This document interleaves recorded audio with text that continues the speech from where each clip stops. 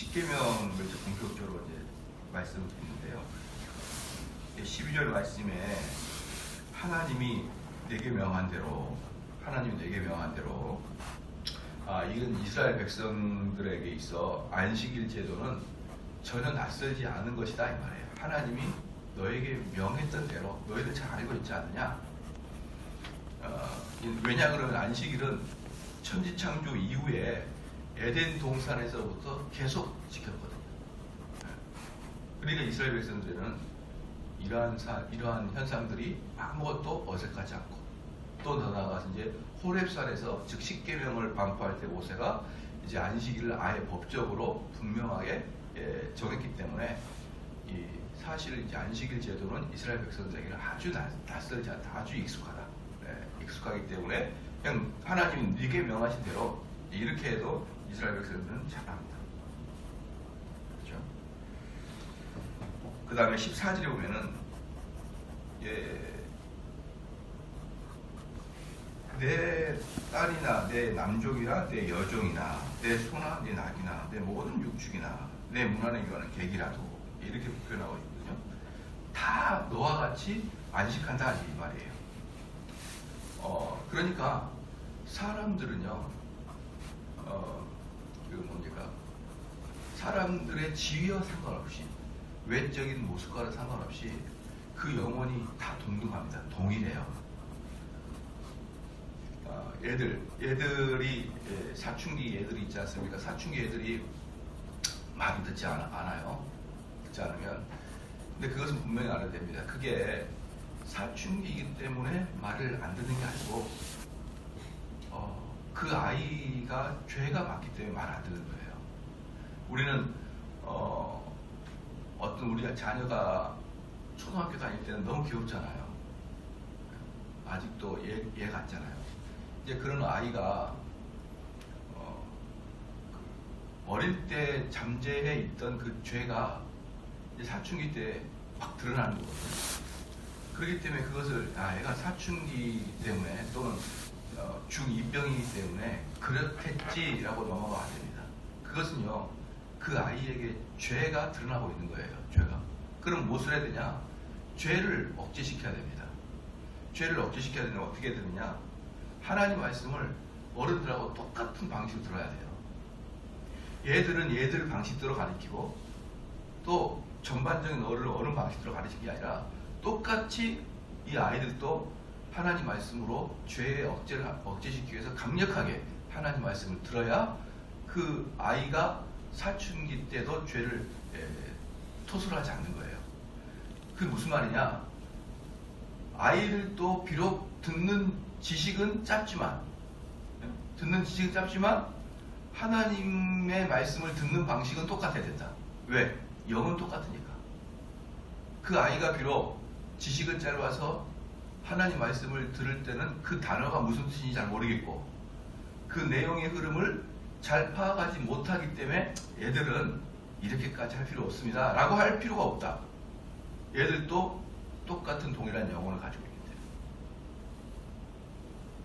때문에 많은 사람들이 자기 자녀들이 10대 중반에 막 그렇게 10대 초반에 사춘기 모습을 드러나는 것을 자연스럽고 당연한 걸로 여기는데 그렇지 않다니까요. 여러분, 그건 사춘기가 아니라 죄가 막 밖으로 발로되고 있는 똑같은 영혼이에요. 어떻게 한 인간이 살아가는데 사춘기가 있고 오춘기가 있을 수 있습니까? 다 똑같죠.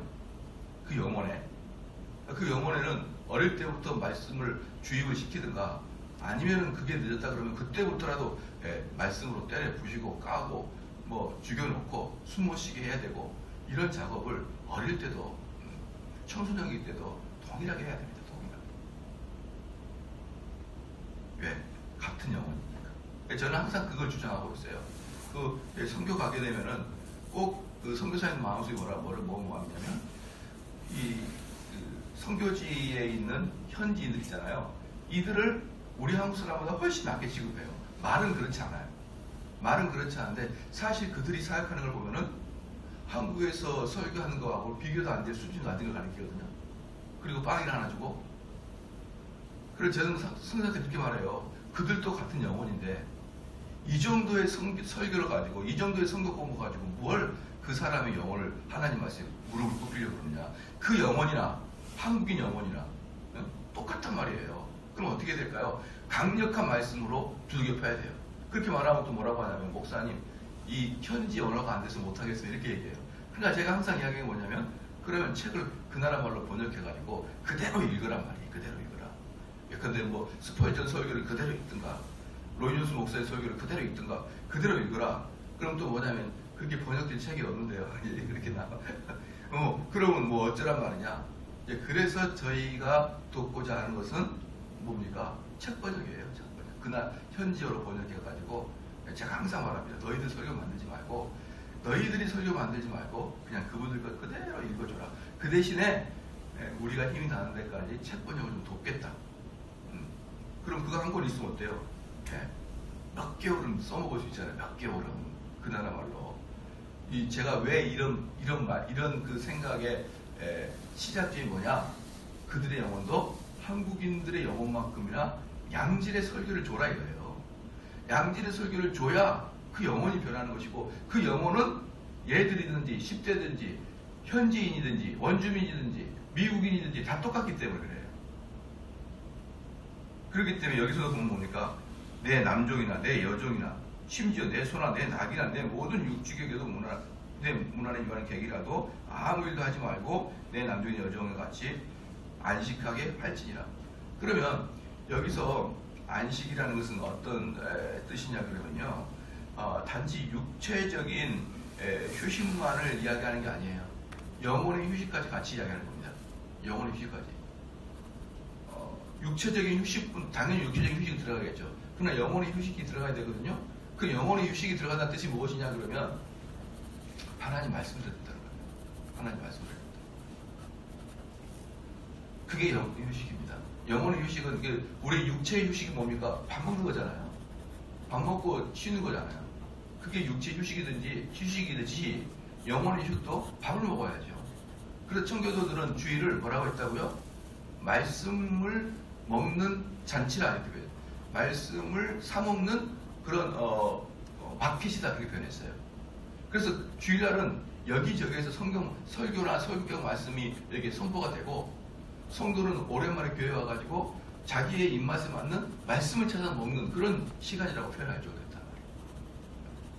그러니까 그들에게 무엇이 돼야 됩니까? 단지 너희들에게 육체적인 시간을 줄게가 아니고, 어떤 사람이든지 그날만큼은 영혼을 만족시킬 수 있는 시간을 보장해줘라 이 뜻이에요. 보장해줘라. 만약에 우리 성도들이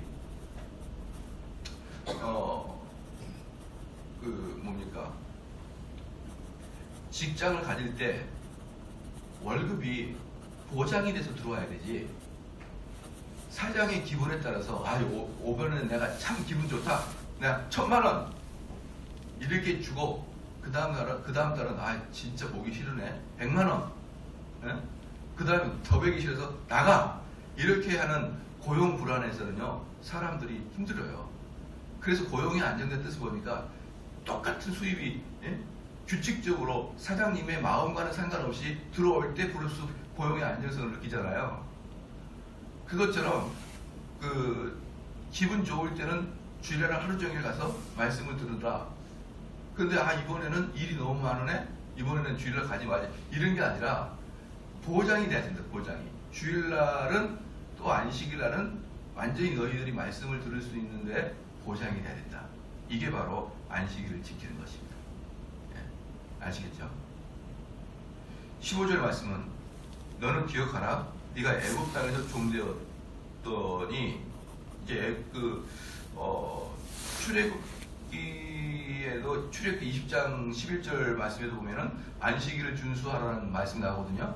근데 출애굽기 20장에는 그 안식일을 준수하라는 것이 뭐냐 그러면은 천지창조의 7번째 날이기 때문에 기억하여 지키라 라고 했고, 본문에서는 애굽에 해방된 것을 기억하고 지켜라 이렇게 나오고 있습니다. 그래서 이 출애굽기에 나와 있는 그 안식일의 의미는 안식일의 창조적인 의미를 나타낸 것이고요. 이 본절에서 안식일의 의미는 뭐냐면 안식일의 구속사적 의미를 나타낸 것이에요. 이건 무슨 말이야? 점점 계시의 구체성을 띠는 것이죠. 그러다가 나중에 처음에는 창세기의 7번째 날이기 때문에 지켜라 이렇게 크게 큰 형태로 말했다고요. 그 다음에는 그날이 너희들의 구원 날이다. 애굽에서 나온 구원 날인 것을 기억하고 지켜라. 이게 신약에서 어떻습니까? 너희가 그리스도의 부활을 기억하고 기념하라로 바뀌는 거예요. 부활을 기억하라. 이게 어때요? 구원의 점진성 이렇게 표현하거든요. 구원의 점진성. 점점 구체적으로. 그래서 지금은 우리가 주일을 어떻게 지킵니까? 우리의 부활을 기념하는 거예요. 우리 주님의 부활함을 보고 우리도 죽으면은 나중에 부활할 것이라는 그 기쁨으로 주일을 맞이하는 것입니다. 그리고 우리는 매주마다 부활주일인 거예요. 매주마다 부활주일인데 왜? 주일 자체가 부활을 기념하게 하기 위함이기 때문에. 그 다음에 16절에 너는 너희 하나님 여호와의 명한 대로 내 부모를 공경하라 이렇게 있거든요. 1절부터 4절까지는 하나님과 인간에 관한 내용이고요. 5절부터 10절까지는 인간과 인간에 대한 계명인데 그 첫 번째가 부모에 관한 것입니다. 이 부모에 관한 존경심은요, 히브리인들은 남달리 부모에 대한 애착심과 존경심이 강합니다. 히브리인들은 부모에 대한 애착심과 존경심이 남달리 강한 것은 무엇으로 확대 재생산되느냐? 가족의 우대관계가 강한 것이에요. 가족의 우대관계가. 그런데 여기서 공경하다라는 히브리적 원어적 뜻은 뭐냐면 무겁다라는 뜻이에요. 무겁다. 공경하다라는 뜻은 무겁다라는 뜻인데 이 무겁다라는 것은 뭐냐면 상대를 무게 있게 대하라 이 말이에요. 무게 있게. 상대를 가볍게 대하지 마라. 부모를 가볍게 대하지 마라. 부모를 무겁게 대하라. 뿐만 아니라 이스라엘 사람들에게는 모든 권위자는 하나님의 대행인이라고 보는 거예요. 하나님의 대행인이기 때문에 모든 권위자에게는 가볍게 대하지 마라. 무겁게 대하라. 그게 바로 그 권위자들에 대한 존중과 하나님의 뜻이다.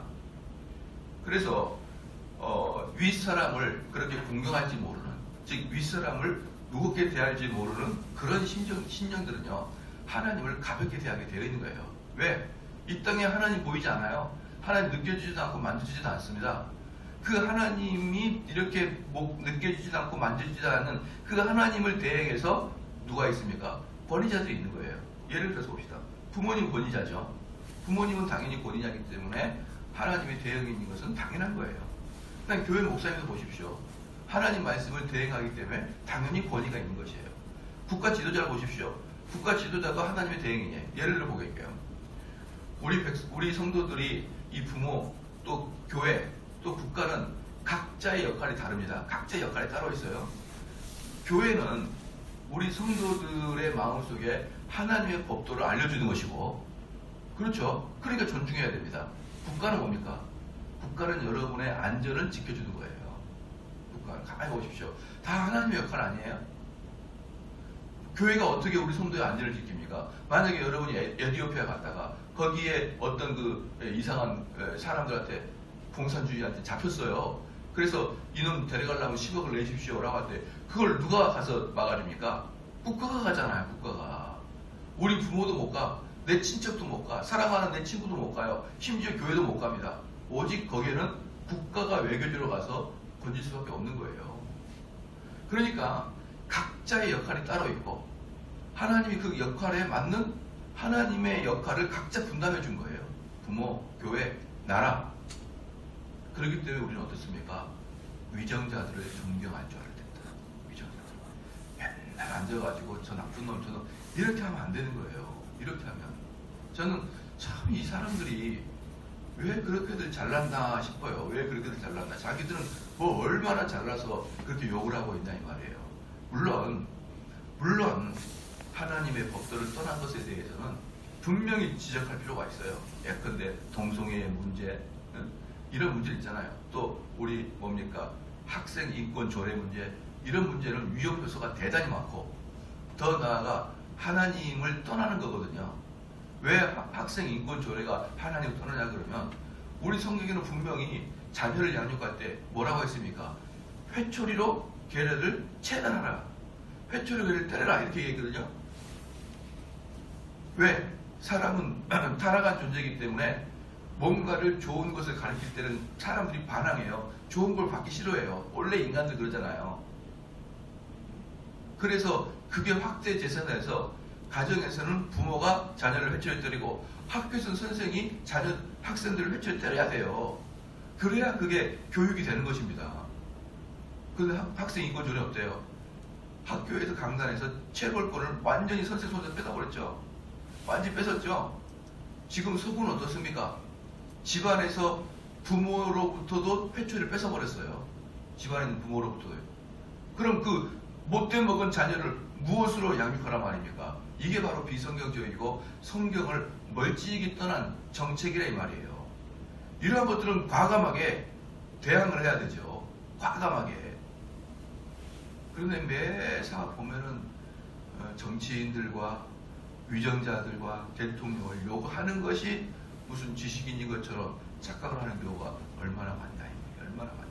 그리고 설령 그러한 것들을 대항한다고 해도 그 대통령을 너무나 가벼운 별명으로 이야기하고 놀리고 이죽거리고 비아냥거리고 이런 국민성을 보면서 야, 이 한국 민족들은 아직도 멀었다. 이 정도의 민도를 가지고 무슨 그리스도인이냐. 제가 지금 고민하고 있는 거예요. 이번 여름 수련회는 이 서양식 예법을 잘 알고 있는 사람을 좀 초청해가지고 한번 강의를 좀 드려야 되나? 우리 한국 민족에게 좀 서양식 예법을 좀 배워야 되지 않나? 이런 느낌이 들 정도로 너무나 기독교적 가치관에서부터 흘러나오는 예의와 예절과 그런 언어적 사용들이 너무나 미비하게 한국 사회입니다. 지금 생각을 하고 있어요. 예법을 좀 배워야 될 정도다. 난 그렇게 생각하고 있고, 이번에 5월달에 여러분 여름 수련회입니다. 5월달에 잘 기억하셨다가 여러분들 꼭 참석을 해주시기 바랍니다. 5월달에. 왜냐하면 7, 8월달에 빨간 날이 하나도 없어가지고 5월달에 우리 부처님 오신 날 우리 좀 모여서 성경 공부 좀 하자 싶어서 부처님 오신 날을 이렇게 해가지고 토, 일, 월, 화 이렇게 수련회를 합니다. 그때 지금 계속 생각하고 있는 거예요. 예의 범죄에 대한 것을 좀 교육을 받아야 될 때다. 우리 한국도. 그 정도인 것이죠. 그 정도. 그래서 부모를 공경하고 하여튼 사회의 권위자, 교회의 권위자, 어떤 분야의 권위자든지 우리는 그분들의 말씀을 존중할 필요가 있다. 그 존중은 다른 말로 그들을 가벼이 여기지 마라. 그들의 말 한마디 한마디를 무겁게 여기는 것이 존중하는 것이다. 그 다음에 뭡니까? 17절 말씀에 살인하지 말라. 이 살인하지 말라는 것은 사람의 생명을 존중히 여기는 행위인데요. 이 당시에 그 고대 근동에서 그 법을 보면요, 재미있는 게 뭐냐면 다른 사람의 물건을 훔쳐도 죽여요. 사형을 시킵니다. 사형을. 이게 뭐 이때만 그런 게 아니라 가끔 인터넷 보면은 좀 미개한 나라 중에 무슨 아이패드나 노트북을 훔쳤다고 돌로 때려 죽이는 경우도 가끔 뉴스에 나와요. 요즘에 보면은 불러 태워 죽이거나, 또는 기독교를 믿는다고 동네 사람이 모여 죽이는 경우도 있고. 야, 지금 21세기 대낮에 일어나 라고 싶은데요. 그럼 이 신명기가 쓰여진 그때 당시에는 얼마나 사람 목숨을 쉽게 죽였겠냐 이 말이에요. 그 당시에는요, 물건 훔치면 돌로 때려 죽이는 경우가 허다했습니다. 이 당시에는 도둑놈들은 그냥 죽여버렸어요. 그 재판도 안 하고. 근데 이런 시기에 살인하지 말라. 그래서 성경에서는요, 내가 사람을 죽였을 때, 그것도 고의적으로 죽이지 않는, 고의적으로 죽이는 그런 죽임에만 죽음은 죽음으로 해요. 이해는 이해예요. 그 외에는 절대 죽이면 안 됩니다. 이스라엘 백성들은. 그만큼 처음부터 이들은 생명의 존엄성을 가지고 있었고요. 18절 말씀에 간음도 하지 말지니라. 이 간음은 뭔지 다 알 거예요. 남녀 간의 모든 불법적인 성관계를 이야기합니다. 모든 불법적인 성관계. 그러나 이게 신약에 와서는 어떻습니까? 신약에 와서는 음행함도 마음의 음욕까지도 품지 말라. 여러분 여기서 지난번에 제가 말씀드렸지만 제가 어릴 때만 해도 시골에 조금 인기 좀 좋은 영감님들은 첩을 두고 있는 것은 너무나 당연했어요. 여러분들은 어릴 때 그런 거 못 들어봤나요? 제가 시골에서 살아서 저만 아나요? 우리 지역에 좀 애해 많은 사람들은 첩 두는 것은 기본이었습니다. 기본이었어요. 그리고 그 첩을 뒀을 때 그 본처는 다 화병에 걸렸고요. 화병에 걸려 있었고. 그게 겨우 30-40년 전이에요. 한국도. 조선시대 첩은 기본이었죠. 기본. 이게 겨우 우리나라 100년 전의 모습입니다. 그런데 어때요? 여기에서는 구약에서부터 딱 뭐라고 표현하냐면요. 일부일처제 딱 표현합니다. 일부일처제. 오직 성경만 그것을 딱 문서로 표현해놔요. 성문법으로. 얼마나 앞서간 성경입니까? 우리나라 겨우 100년 전만 해도 첩 두는 게 다반사인데 성경은 6,000년 전부터 뭐라고요? 일부일처제를 정확하게 성문화 시켜놨습니다. 다릅니다. 성경은 다른 것과는 전혀 달라요. 그 차원 자체가 다릅니다. 19절 말씀에 도적질하지 말지라.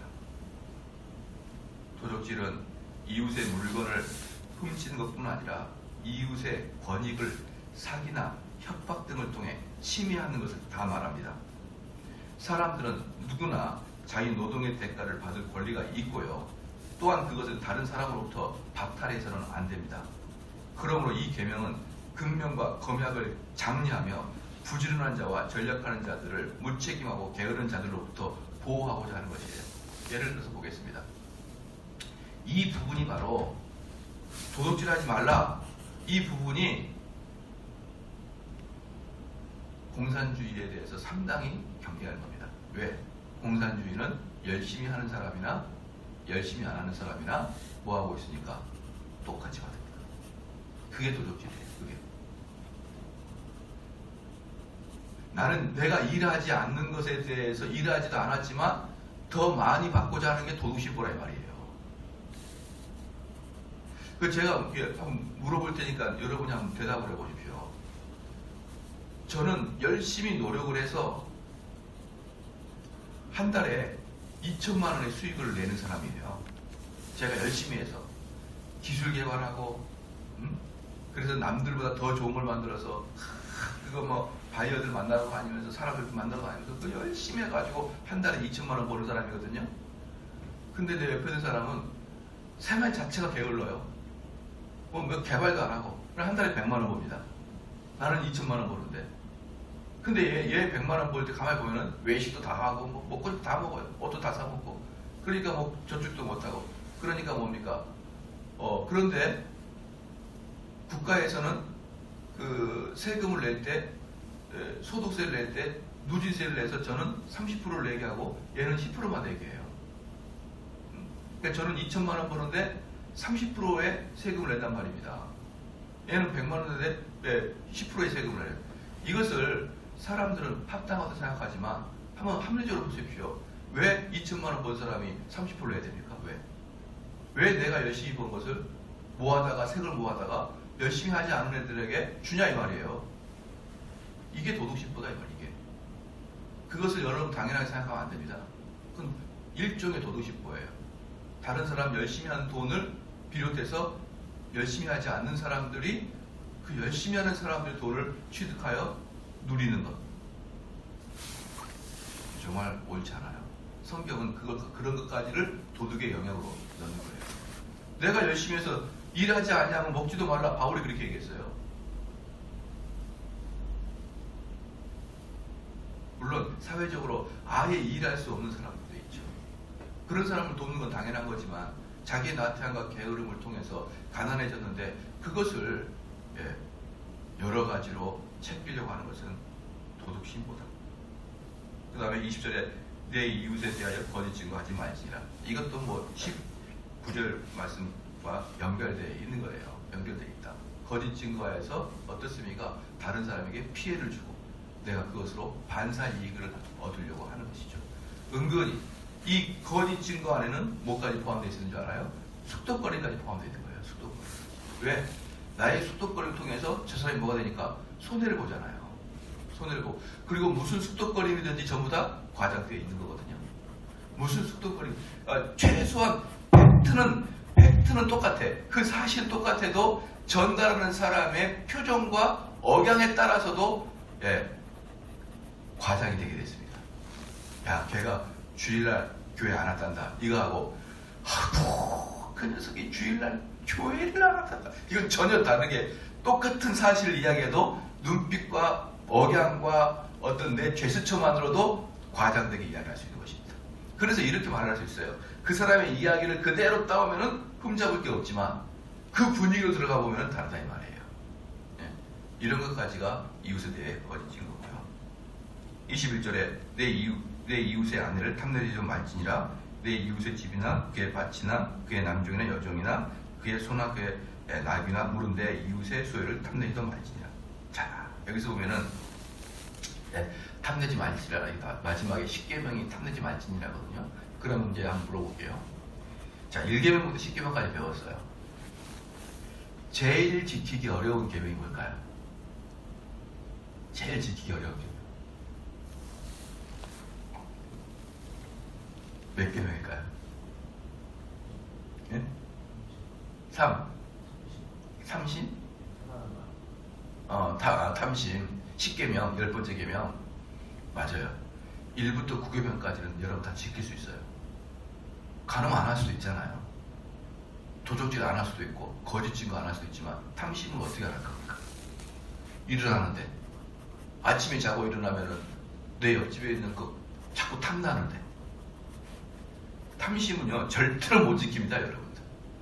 전부 다 지킬 수 있어도 10번째 계명 못 지켜요. 그렇기 때문에 10번째 계명을 볼 때 무엇을 읽게 되냐면, 10계명은 다 지키라고 있는 의미가 아니구나. 10계명은 우리를 다 지키기 위해서 준 게 아니고 너희들이 얼마나 부족한지를 깨닫게 하는 게 10계명인가? 라고 알아야 돼요. 왜? 1부터 9계명 아무리 지켜도 10계명은 계속 어길 거니까. 너희들은 아무리 노력해도 10계명 자체는 절대 못 지킨다 이 말이에요. 너희들이 겸손해야 된다. 아시겠죠? 그래서 이 10번째 계명을 딱 보는 순간 어떻습니까? 우리가 이 10계명은 완벽하게 지킬 수 없구나. 그럼 누구든지 어떠다? 누구든지 죄인이구나. 누구든지 죄인이고 누구든지 하나님 앞에 떳떳할 수가 없구나. 이게 10계명의 의미예요.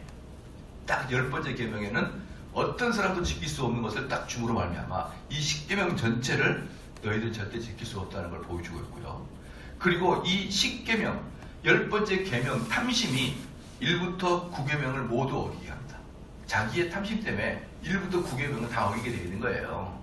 그러니까 사람들이 탐심이 있는 자가 나는 1계명은 지키지 않지만 5계명은 잘 지켜. 이럴 수 없다는 거예요. 왜? 이 모든 배경이 뭐가 있으니까? 내 마음에 탐심함이 있으니까.